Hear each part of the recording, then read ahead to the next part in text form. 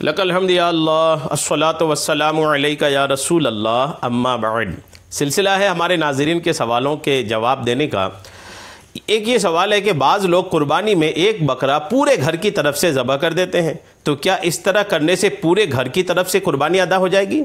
ایک بڑی تعداد یہ بھی کرتی ہے کہ ایک بکرا آیا، قربانی کر دیے، بھلے سارے لوگوں کا اس میں پیسہ لگا ہو، اور سوچتے ہیں کہ ہمارے پورے گھر کی طرف سے یہ قربانی ہو گئی۔ یہ ایک بڑی تعداد ہے جو یہ خیال کرتی ہے۔ چونکہ بڑی تعداد ایسے گھروں کی جس میں بہت سارے لوگ کمانے والے رہتے ہیں، بہت سارے مالک نصاب لوگ رہتے ہیں، لیکن قربانی ایک ہی جانور کی ہوتی ہے۔ ایک بکرا لے آئے اور پھر سوچتے ہیں کہ بس یہ سب کی طرف سے ہو گیا۔ کیا یہ درست ہے؟ جواب سنیے۔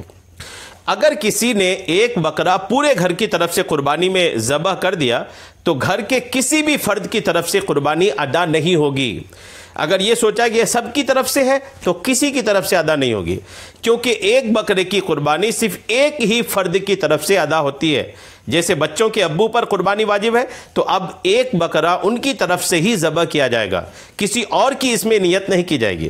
اور اگر بچوں کی امی پر بھی قربانی واجب ہے تو اب دونوں کی طرف سے دو بکرے الگ الگ ذبح کیے جائیں گے، کیونکہ ایک بکرا دونوں کی طرف سے قربانی میں ذبح نہیں کیا جا سکتا۔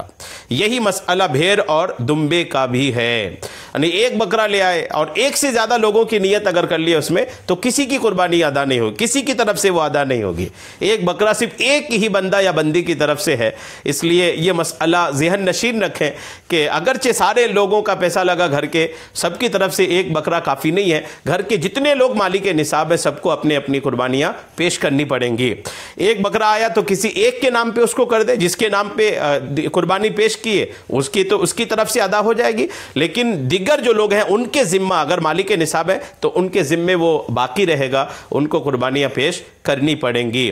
تو سارے گھر والے مل کر ایک بکرا خرید کر کے اگر قربانی کر دیے، سب کی نیت اس میں شامل ہے تو کسی کی ادا نہیں ہوگی، کسی ایک کی نیت اگر ہے تو اس ایک کی طرف سے ادا ہو جائے گی۔ امید ہے کہ بات آپ کو سمجھ میں آ گئی ہوگی۔ اللہ تبارک تعالی ہم سب کو سننے سے کہیں زیادہ عمل کی توفیق عطا فرمائے، آمین بجاہ النبی الامین صلی اللہ تعالی علیہ وسلم۔